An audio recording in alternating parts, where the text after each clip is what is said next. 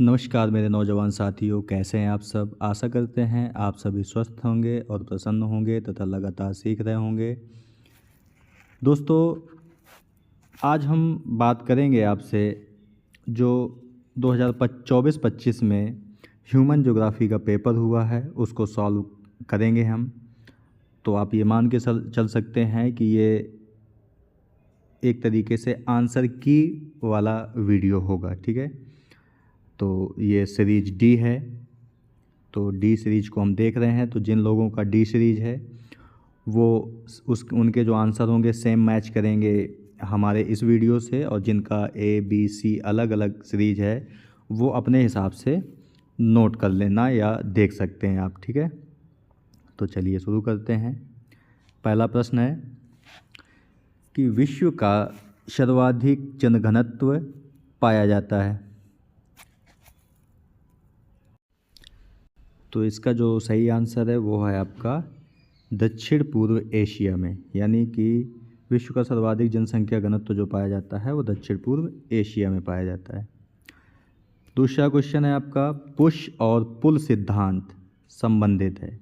तो पुश और पुल फैक्टर या थ्योरी जो आपका संबंधित है वो आपका है प्रवर्जन से, यानी माइग्रेशन से रिलेटेड है। तो इसका 2 नंबर का ए विकल्प सही है। इसके बाद 3 नंबर क्वेश्चन है, उष्णकटिबंधीय पेटी उच्च जनसंख्या वृद्धि के लिए नहीं जानी जाती, क्यों? यानी जो उष्णकटिबंधीय पेटी है उस वहाँ पर उच्च जनसंख्या जो वृद्धि है वो क्यों नहीं पाई जाती, क्वेश्चन ये है। तो चूँकि वहाँ अधिक वर्षा होती है, कीटाणु वृद्धि की अनुकूलता है, वह घने वन हैं, इसलिए वहाँ पर उच्च जनसंख्या घनत्व नहीं पाया जाता। तो इसका जो सही आंसर है वो डी नंबर है। विश्व में सर्वाधिक घनत्व कहाँ पाया जाता है, यानी सर्वाधिक जनसंख्या घनत्व कहाँ पाया जाता है। तो सबसे ज़्यादा विश्व में जो जनसंख्या घनत्व मिलता है वो आपका मैदानों में मिलता है। तो इसका 4 नंबर का डी विकल्प सही है। 5 नंबर का क्वेश्चन है कि जनसंख्या के अक्षांशीय वितरण के अनुसार किन अक्षांशों में सर्वाधिक जनसंख्या का वितरण पाया जाता है। तो विश्व की जो सबसे ज़्यादा जनसंख्या रहती है वो 20 से 40 उत्तरी अक्षांश के मध्य रहती है। तो 5 का ए विकल्प सही है। 6वें नंबर क्वेश्चन है, निम्नलिखित में से कौन अजैविक संसाधन है। अजैविक संसाधन कहने का मतलब है ऐसा संसाधन जो पेड़ पौधे और जीव जंतुओं से नहीं बना। तो कौन सा हो सकता है। तो जो खनिज है आपका ये अजैविक संसाधन है, ठीक है। बाकी वन, शेर, मछलियाँ ये सब जैविक संसाधन है। अगला है, सवाना घास के मैदान कहाँ पाए जाते हैं। तो इसका जो सही आंसर है वो आपका अफ्रीका है, ठीक है, यानी बी विकल्प सही है।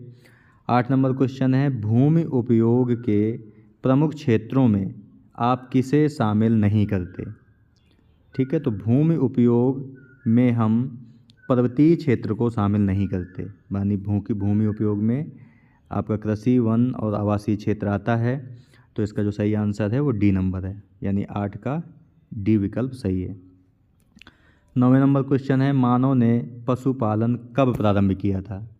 तो मानव ने पशुपालन कृषि के बाद प्रारंभ किया था। तो ए विकल्प सही है इसका। इसके बाद 10 नंबर है कि किस क्षेत्र में कृषि सीढ़ीदार खेत बनाकर की जाती है। तो सीढ़ी नुमा जो खेती की जाती है वो पर्वतीय क्षेत्रों में की जाती है। तो 10 का ए सही है।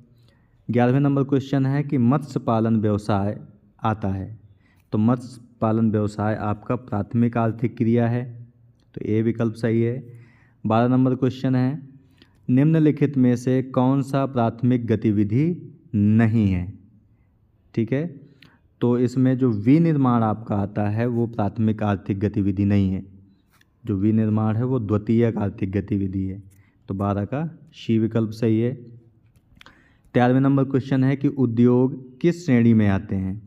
तो उद्योग या आप कह सकते हो कि निर्माण, विनिर्माण, उद्योग धंधे ये सभी द्वितीयक श्रेणी में आते हैं। तो 13 का बी विकल्प सही है। 14वें नंबर क्वेश्चन है कि लाल कॉलर के अंतर्गत आते हैं। तो लाल कॉलर के अंतर्गत दोस्तों आपका जो शिक्षक है वो आता है, ठीक है। दोस्तों चूँकि इसका डॉक्टर भी सही है तो इसे आप डाउट में रख सकते हैं, ठीक है। वैसे आप अगर लगाना ही चाहें तो डॉक्टर इसका सही आंसर होगा, लाल कलर डॉक्टर आते हैं। निम्नलिखित में से तृतीयक व्यवसाय कौन सा है? तो जो दोस्तों सेवा क्षेत्र होता है वो तृतीयक व्यवसाय होता है, तो जो परिवहन है वो तृतीयक व्यवसाय के अंतर्गत आता है, तो 15 का ए सही है। 16 नंबर क्वेश्चन है कि उत्तर भारत के मैदान में किस प्रकार की बस्तियाँ की बहुलता है, यानी सबसे ज़्यादा बस्तियाँ किस प्रकार की मिलती हैं उत्तर भारत के मैदान में? तो यहाँ पर केंद्रीय बस्ती मिलती हैं, यानी कंसेंट्रेटेड सेटलमेंट यहाँ पे मिलते हैं। 17वें नंबर क्वेश्चन है सबसे छोटे आकार की सघन बस्तियों को क्या कहा जाता है? तो दोस्तों जो सबसे छोटे आकार की सघन बस्तियाँ होती हैं उन्हें हम गांव के नाम से जानते हैं, ठीक है, तो 17 का डी सही है। 18 नंबर क्वेश्चन है कि रिबन प्रतिरूप निम्नलिखित प्रतिरूपों में से किसे कहा जाता है? तो जो दोस्तों रेखीय प्रतिरूप होता है आपका उसे रिबन प्रतिरूप भी कहते हैं, तो इसका आंसर सी है। 19 नंबर क्वेश्चन है आयताकार प्रतिरूप देखने को मिलता है, यानी आयताकार प्रतिरूप कहाँ मिलते हैं? तो ये मैदानों में मिलते हैं, तो 19 का ए सही है। 20 नंबर क्वेश्चन है निम्नलिखित में से विकीर्ण ग्रामीण अधिवास कहाँ मिलते हैं, यानी जो स्कैटर्ड रूरल सेटलमेंट है वो कहाँ मिलते हैं? तो ये मिलते हैं राजस्थान के मरुस्थल में, तो 20 का ए सही है। 21 नंबर क्वेश्चन है कि निम्नलिखित में से कौन मानव बस्तियों का प्रकार नहीं है? तो जो दोस्तों महासागरीय बस्ती है ये कोई मानव बस्ती का प्रकार नहीं है, तो 21 का डी सही है। 22 नंबर क्वेश्चन है कि ग्रामीण बस्तियों की संरचना निम्नलिखित में से किस कारक पर निर्भर करती है? तो जो ग्रामीण बस्तियों की संरचना है वो जलवायु पर भी निर्भर करती है, स्थलाकृति पर भी, जलापूर्ति पर भी, तो इसका जो सही आंसर है वो डी होगा, यानी उपर्युक्त सभी। 23 नंबर क्वेश्चन है कि कौन सी प्रकार की बस्ती आमतौर पर नदियों और उपजाऊ मैदानों के पास पाई जाती है? तो नदियों और उपजाऊ मैदानों के पास सघन बस्ती मिलती है, यानी कॉम्पैक्ट सेटलमेंट मिलता है, तो 23 का सी सही है। 24 नंबर क्वेश्चन है कि रेलवे ट्रैक के पास किस प्रकार की बस्तियां सामान्यतः पाई जाती हैं? तो रेलवे ट्रैक के पास रेखीय बस्तियां मिलती हैं, ठीक है, तो ए नंबर सही है। 25 नंबर क्वेश्चन है शहरी बस्तियां मुख्य रूप से कृषि पर निर्भर होती हैं, ये सत्य है या असत्य है? तो शहरी बस्तियां कृषि पर निर्भर नहीं होती हैं, तो इसका जो आंसर होगा वो बी होगा, असत्य है ये। 26 नंबर क्वेश्चन है कि संपूर्ण विश्व में एक आत्मा और एक जीव की कल्पना किसने की थी? तो संपूर्ण विश्व में एक आत्मा और एक जीव की जो कल्पना की थी वो हम्बोल्ट महोदय ने की थी, ठीक है, तो ये आपको याद रखना है, बी नंबर है। 27 नंबर क्वेश्चन है निम्नलिखित में से जैविक शक्तियों में सम्मिलित नहीं है? तो जैविक शक्तियाँ मतलब जो पेड़ पौधे और जीव जंतुओं से नहीं बनी वह कौन सी शक्ति है? तो जलवायु एक जैविक शक्ति नहीं है, बाकी सभी जैविक शक्तियाँ हैं। 28 नंबर क्वेश्चन है जावा मानव का वैज्ञानिक नाम क्या था? तो जावा मानव का वैज्ञानिक नाम था होमो इरेक्टस इरेक्टस, तो 28 का बी सही है। 29 नंबर क्वेश्चन है पिग्मी निवासी हैं, यानी पिग्मी जनजाति के लोग कहाँ रहते हैं? तो ये रहते हैं कांगो बेसिन में, तो 29 का ए सही है, कांगो बेसिन। 30 नंबर क्वेश्चन है कि निम्नलिखित में से सर्वभक्षी कौन होते हैं? यानी सर्वभक्षी कौन होते हैं, यानी जो सब कुछ खा जाते हैं?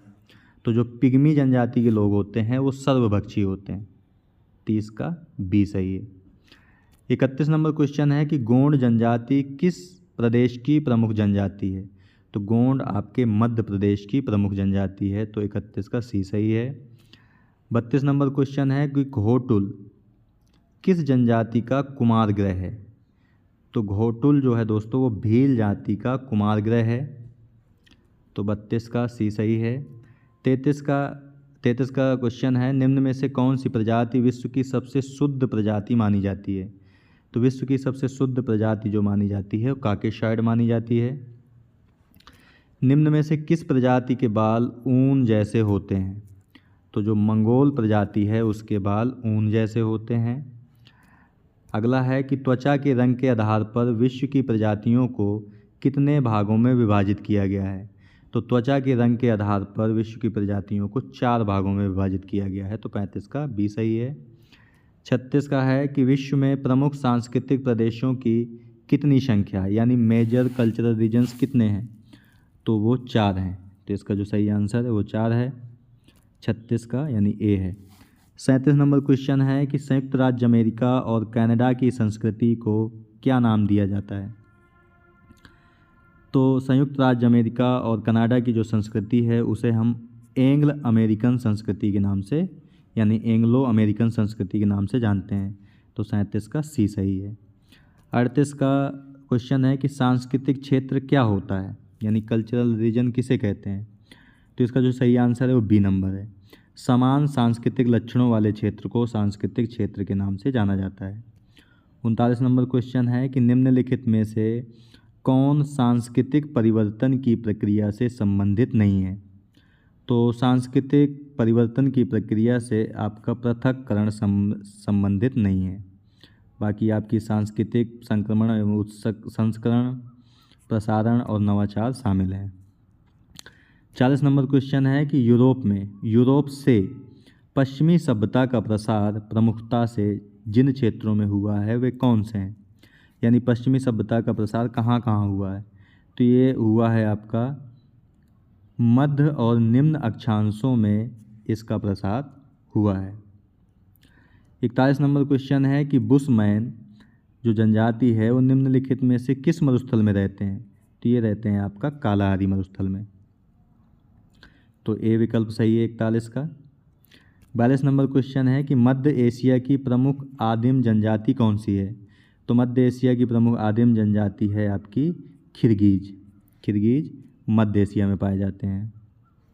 43 का क्वेश्चन है कि कुकी जनजाति कहाँ पाई जाती है, तो कुकी जनजाति आपकी मणिपुर में पाई जाती है, तो 43 का ये सही है।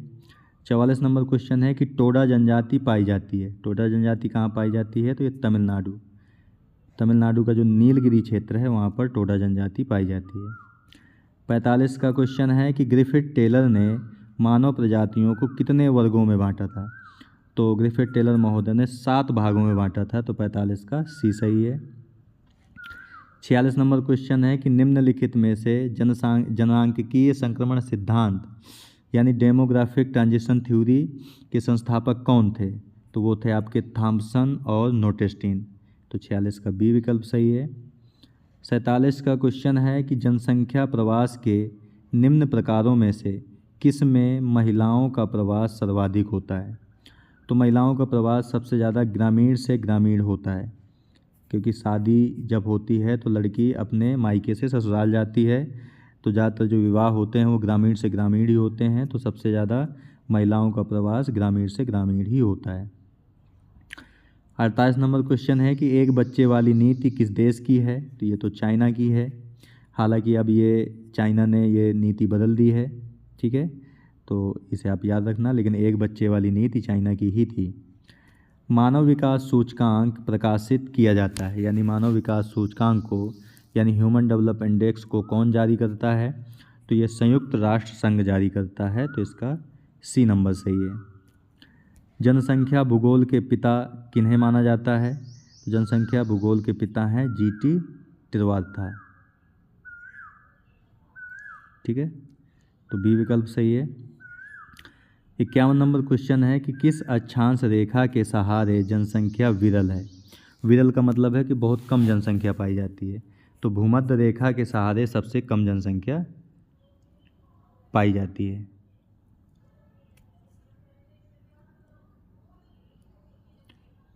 ठीक है दोस्तों,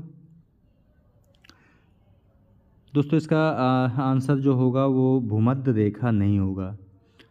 जो आपका आर्कटिक वृत्त है, आर्कटिक वृत्त के सहारे सबसे विरल जनसंख्या पाई जाती है, तो इसका डी आंसर होगा, ठीक है। 52 नंबर क्वेश्चन है कि निम्नलिखित में से कौन पठारी नगर है, तो दोस्तों जो नागपुर है वो आपका पठारी नगर है, और नागपुर जो दक्कन का पठार है आपका उसके अंतर्गत ही आता है, ठीक है, तो नागपुर सही है इसका। 53 नंबर क्वेश्चन है कि भिलाई नगर किस वर्ग का है, तो भिलाई एक औद्योगिक नगर है, तो 53 का सी सही है। 454 का क्वेश्चन है कि R.L. सिंह ने किस शहर के अमलैंड को सीमांकित किया था। तो दोस्तों ये डाउट वाला क्वेश्चन है, ठीक है, इसकी जानकारी हमें नहीं है इसका, ठीक है। तो फिर भी अगर हम लगाना चाहें तो इसका जो सही आंसर है वो आपका बी होना चाहिए, यानी कानपुर। 55 नंबर क्वेश्चन है कि इग्लू बनाए जाते हैं। इग्लू क्या है एक तरीके से, तो ये बर्फ़ का घर है जिसे एस्किमो जनजाति बनाती है, ठीक है। तो 55 का ये सही है। 56 नंबर क्वेश्चन है कि बाहर से आकर बसना मतलब मान लीजिए दो स्थान है आपका, ये ए है और बी है, तो ए स्थान के लोग जब छोड़कर बी स्थान पर जाएंगे तो बाहर कहाँ से गए हैं, तो ए से बाहर गए हैं, और आए कहाँ पर हैं, तो बी पर आए हैं। तो बी पर जब आएंगे ये, तो बाहर से आकर बसना मतलब इमाइग्रेशन होता है, यानी आप्रवास होता है।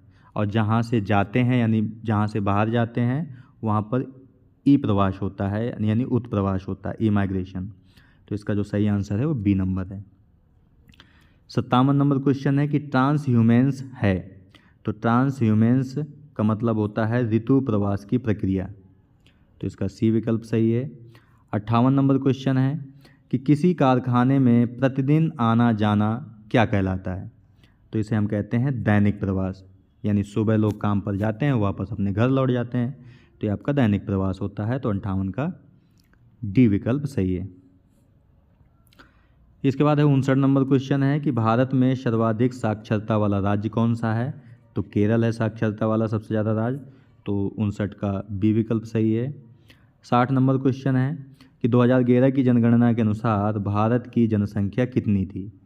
तो 2011 की जनगणना के अनुसार भारत की जनसंख्या 121 करोड़ थी, और वर्तमान समय में लगभग ये 144 करोड़ हो चुकी है, ठीक है। 61 नंबर क्वेश्चन है जनाधिक्य की समस्या का समाधान हो सकता है। जनाधिक्य का मतलब है कि जहाँ पर जो रिसोर्स हैं वो कम हैं लेकिन पॉपुलेशन बहुत ज़्यादा है, ठीक है। तो समाधान क्या हो सकता है, तो औद्योगिक विकास किया जाए, कृषि उत्पादन द्वारा भी, परिवार नियोजन के द्वारा भी, ये सभी उपाय हो सकते हैं। तो इसका आंसर डी है, तो 61 का डी विकल्प सही है। 62 नंबर क्वेश्चन है कि मानव भूगोल के जन्मदाता कौन हैं। तो मानव भूगोल के जन्मदाता रेडजिल को माना जाता है, तो इसका ए विकल्प सही है। 63 नंबर क्वेश्चन है 10 लाख से अधिक आबादी वाली बस्तियों को क्या कहते हैं। तो 10 लाख से अधिक आबादी वाली बस्तियों को मेट्रोपोलिस कहा जाता है, तो इसका 63 का डी विकल्प सही है। 64 का क्वेश्चन है कि एंथ्रोपोजियोग्राफी किसने लिखी थी। तो ये लिखी थी रेडजेल महोदय ने। रेडजेल महोदय ने एंथ्रोपोजियोग्राफी लिखी थी, इसी कारण इन्हें मानव भूगोल का पिता भी माना जाता है, तो 64 का डी विकल्प सही है। मानव भूगोल के सिद्धांत, ये पुस्तक किसने लिखी है। तो मानव भूगोल के सिद्धांत ये ब्लास महोदय की पुस्तक है, तो 65 का ए सही है। 66 नंबर क्वेश्चन है कि ज्योग्राफी सिंटैक्सिस किसने लिखी, ये पुस्तक है। तो ज्योग्राफिक सिंटैक्सिस जो पुस्तक लिखी थी वो टालमी महोदय ने लिखी थी। टालमी ने ज्योग्राफिक सिंटैक्सिस पुस्तक लिखी थी, तो इसका बी विकल्प सही है। 67 नंबर क्वेश्चन है कि पार्थिव एकता का सिद्धांत किसने प्रतिपादित किया था। तो ये किया था ब्लास महोदय ने, तो 67 का ए विकल्प सही है। 68 नंबर क्वेश्चन है कि ईसा बोमैन भूगोलवेत्ता थे, यानी किस देश के भूगोलवेत्ता थे ईसा बोमैन। तो ईशा जो बोमैन थे वो अमेरिका के भूगोलवेत्ता थे, अमेरिकन भूगोलवेत्ता थे ईशा बोमैन, तो 68 का ए विकल्प सही है। 69 नंबर क्वेश्चन है कि प्रासंभाव्यवाद शब्द का प्रयोग किसने किया था, यानी प्रोबेबिलिज्म वर्ड दिया था OH के स्पेट महोदय ने, 69 का सी सही है। फ्रांसीसी भूगोलवेत्ता कौन नहीं है। तो फ्रांसीसी जो भूगोलवेत्ता हैं वो फोस्टर महोदय नहीं हैं, बाकी ब्लास, रैकलस और ब्रून्स ये सब फ्रांस के हैं, तो 70 का ए सही है। 71 नंबर क्वेश्चन है कि कॉसमॉस वान हम्बोल्ट के द्वारा लिखी गई थी। तो ये सत्य है कि असत्य है। तो दोस्तों ये सत्य है, हम्बोल्ट महोदय ने ही कॉसमॉस पुस्तक लिखी थी। अर्धकुंडे किसके द्वारा लिखी गई पुस्तक है। तो ये अर्धकुंडे कार्ल रिटर के द्वारा लिखी गई पुस्तक है, तो ए नंबर सही है। आदिम मानव का मुख्य व्यवसाय क्या था, यानी जो प्राचीन समय के मानव थे उनका व्यवसाय क्या था। तो जाहिर सी बात है आखेट करना ही उनका मुख्य व्यवसाय था। तो 73 का ये सही है। अगला क्वेश्चन है कि रेगिस्तान का जहाज़ किसे कहा जाता है? तो ऊँट को कहा जाता है रेगिस्तान का जहाज़, ए विकल्प सही है। 75 नंबर क्वेश्चन है कि आदि मानव का जीवन कैसा था? तो जो आदि मानव थे यानी प्रिमिटिव मैन थे जो, वो सब घुमक्कड़ी हुआ करते थे, शिकार की तलाश में यानी भोजन की तलाश में इधर उधर घूमते रहते थे, तो वो घुमक्कड़ी थे सारे। 76 नंबर क्वेश्चन है कि संभववाद मानव भूगोल की विचारधारा है, यानी संभववाद किस विचारधारा से निकला है? तो संभववाद फ्रांसीसी विचारधारा है। ठीक है, तो इसका सही आंसर ए नंबर है। अगला क्वेश्चन है जिन भौगोलिक परिस्थितियों में मनुष्य रहता है उसके अनुसार ही उसका व्यवसाय और चरित्र बन जाता है, ये सत्य है या असत्य है? तो जाहिर सी बात है ये सत्य है। जहाँ पर रहता है मनुष्य उसी के अनुसार उसका व्यवसाय और चरित्र बन ही जाता है, तो सत्य है। 77 का ए सही है। 78 नंबर क्वेश्चन है कि वातावरण जीव की परिस्थिति की कारकों का योग है। वातावरण जीव की पारिस्थितिकी कारकों का योग है, ये किसी ने कहा है?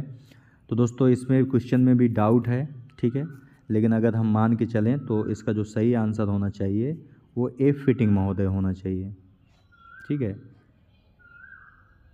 तो ये डाउट में रखिए आप। 79 नंबर क्वेश्चन है कि निम्नलिखित में से भौतिक वातावरण का तत्व नहीं है। तो भौतिक वातावरण का तत्व कौन सा नहीं है? तो बस्तियां जो होती हैं ये सांस्कृतिक वातावरण का तत्व होती हैं, ना कि भौतिक वातावरण का। तो 79 का डी विकल्प सही है। 80 नंबर क्वेश्चन है कि मैदानों में रहने वाले लोग किस व्यवसाय में सर्वाधिक संलग्न रहते हैं? तो जो मैदान में रहने वाले लोग होते हैं वो सबसे ज़्यादा कृषि कार्य में संलग्न रहते हैं, तो ए विकल्प सही है। अब पठारी भागों में जो रहने वाले लोग हैं उनका मुख्य व्यवसाय क्या होता है? तो उनका पठारी भागों में रहने वाले लोगों का मुख्य व्यवसाय होता है खनन करना, तो इसका जो सही आंसर है वो बी नंबर है। ग्रिफिथ टेलर का संबंध किससे है? तो दोस्तों ग्रिफिथ टेलर जो महोदय थे वे नव निश्चयवाद के जनक थे, तो 82 का सी विकल्प सही है। 83 नंबर क्वेश्चन है कि प्रजाति शब्द का प्रयोग सर्वप्रथम किसने किया था? तो प्रजाति शब्द का प्रयोग सर्वप्रथम फ्रॉक्स महोदय ने किया था। ठीक है, तो 83 का ये सही है। प्रजाति शब्द का प्रयोग सर्वप्रथम कब किया गया था? तो 1570 में प्रजाति शब्द का प्रयोग फ्रॉक्स महोदय ने किया था। 85 नंबर क्वेश्चन है कि प्रजाति पर अध्ययन करने वाले विद्वानों में कौन सम्मिलित नहीं है? तो प्रजातियों पर अध्ययन करने वाले विद्वानों में गिस्बर्ट का नाम शामिल नहीं है, बाकी क्रोबर, हैडन और कोपिनार्ड ये शामिल हैं। 85 का बी विकल्प सही है। 86 नंबर क्वेश्चन है कि कपाल सूचकांक मानव प्रजातियों को वर्गीकृत करने का एक प्रमुख तरीका है। निम्नलिखित में से किसने इसे आधार बनाया था? किसको? मानव कपाल सूचकांक को। तो ग्रिफिथ टेलर महोदय ने इसे आधार बनाया था, तो 86 का सी सही है। 87 नंबर क्वेश्चन है कि बी.एस. गुहा के वर्गीकरण के अनुसार सर्वप्रथम भारत में किस प्रजाति के लोग बसे थे? तो निग्रिटो प्रजाति के लोग बसे थे। बी.एस. गुहा का मानना है कि भारत में सबसे पहले निग्रिटो प्रजाति के लोग बसे थे। 88 नंबर क्वेश्चन है कि रुधिर वर्ग के आधार पर विश्व की प्रजातियों का वर्गीकरण करने वाला विद्वान कौन सा था? यानी जिन्होंने ब्लड ग्रुप के आधार पर वर्गीकरण किया है, तो इसका जो सही आंसर है वो लैंडस्टीनर, यानी जो कार्ल लैंडस्टीनर थे उन्होंने ब्लड ग्रुप के आधार पर ही वर्गीकरण किया था, तो 88 का बी सही है। 89 नंबर क्वेश्चन है विश्व का सबसे बड़ा धर्म कौन सा है? तो विश्व का सबसे बड़ा धर्म ईसाई धर्म है। इसके बाद है एशिया में किस धर्म के लोग सर्वाधिक रहते हैं? तो एशिया में इस्लाम धर्म को लोग मानने वाले लोग सर्वाधिक रहते हैं। इसके बाद है विवाह को किस जनजाति द्वारा बपला कहा जाता है? तो विवाह को संथाल जनजाति के द्वारा बपला नाम दिया जाता है। अगला है कि फालू नामक वस्त्र कौन पहनता है? तो फालू नामक जो वस्त्र है वो भील जनजाति के लोग पहनते हैं। 93 का क्वेश्चन है कि पृथ्वी पर मानव निवास कब से प्रारंभ हुआ था? तो पृथ्वी पर जो मानव निवास है वो प्लिस्टोसीन युग से प्रारंभ हुआ था। तो 93 का सी सही है। 94 क्वेश्चन है कि विश्व के किस देश में जनसंख्या सर्वाधिक है। तो वर्तमान समय में भारत में सबसे ज़्यादा जनसंख्या है विश्व की, यानी भारत नंबर 1 पर आता है जनसंख्या के मामले में। 95 नंबर क्वेश्चन है कि मानव को प्रभावित करने वाले कारकों में कौन सा कारक अधिक प्रभावशाली है। यहाँ पे मानव कहने का मतलब है दोस्तों जनसंख्या, यानी जनसंख्या को प्रभावित करने वाला कारक कौन सा है जो सर्वाधिक शक्तिशाली है। तो जलवायु जो होता है वो सर्वाधिक शक्तिशाली कारक है मानव को प्रभावित करने वाला। तो 95 का बी सही है। 96 का क्वेश्चन है कि अनुकूलतम जनसंख्या सिद्धांत यानी ऑप्टिमम पॉपुलेशन थ्योरी किसने दी थी। तो ये दी थी एडविन केनन ने। तो 96 का ए सही है।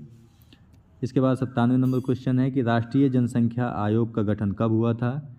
तो राष्ट्रीय जनसंख्या आयोग का गठन हुआ था 2000 में, सन 2000 में। ठीक है, तो इसका सही आंसर सी है।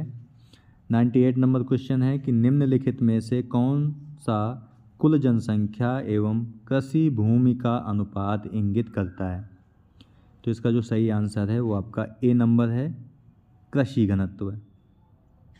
सॉरी दोस्तों, ये कृषि घनत्व इसका नहीं होगा, क्योंकि यहाँ पे कुल जनसंख्या और कुल कृषि भूमि का अनुपात पूछा गया है। तो इसका आंसर हो गया कायिक घनत्व, यानी फिजिकल डेंसिटी होगा ये। ठीक है, और यहाँ पे अगर कृषि में काम करने वाली जनसंख्या और कृषि भूमि का अनुपात पूछता तब कृषि घनत्व होता। तो इसका जो सही आंसर है वो डी नंबर है। विश्व में सबसे अधिक जनसंख्या वृद्धि वाला महाद्वीप कौन सा है। तो विश्व में वर्तमान समय में सबसे ज़्यादा जनसंख्या वृद्धि वाला जो महाद्वीप है वो है आपका अफ्रीका। तो 99 का सी विकल्प सही है। इसके बाद है कि भारत का जनसंख्या घनत्व कितना है, यानी 2011 के जनगणना के अनुसार भारत का जनसंख्या घनत्व कितना है। तो ये है आपका 382 व्यक्ति प्रति वर्ग किलोमीटर जनसंख्या घनत्व है भारत का। ठीक है, तो दोस्तों ये रहा आपका ह्यूमन ज्योग्राफी का जो 2024-25 में पेपर हुआ है, उसका ये आंसर की टाइप का एक वीडियो हमने बनाकर आपको दिया है। और ये सीरीज जो है आपकी वो डी है। तो जिन बच्चों के पास डी सीरीज होगी उनके सेम क्वेश्चन मैच करेंगे जो इस वीडियो में दिए गए हैं, और सेम आंसर मैच करेंगे। और जिनका ए बी सी सीरीज अलग अलग है वो अपने अनुसार इसी वीडियो को देख करके मिलान कर लें कि किसका कौन सा सही है। अगर किसी जो हमने आंसर बताया, अगर किसी में डाउट अगर आपको होता है तो आप कमेंट बॉक्स में कमेंट कर सकते हैं, उसको भी हम देखेंगे और सुधार करने की कोशिश करेंगे। ठीक है दोस्तों, तो मिलते हैं आपसे नेक्स्ट वीडियो में एक नए टॉपिक के साथ। तब तक के लिए नमस्कार। आप प्रसन्न रहिए, खुश रहिए, मुस्कुराते रहिए और लगातार सीखते रहिए, कभी अपने लिए तो कभी अपनों के लिए। धन्यवाद। जय हिंद दोस्तों।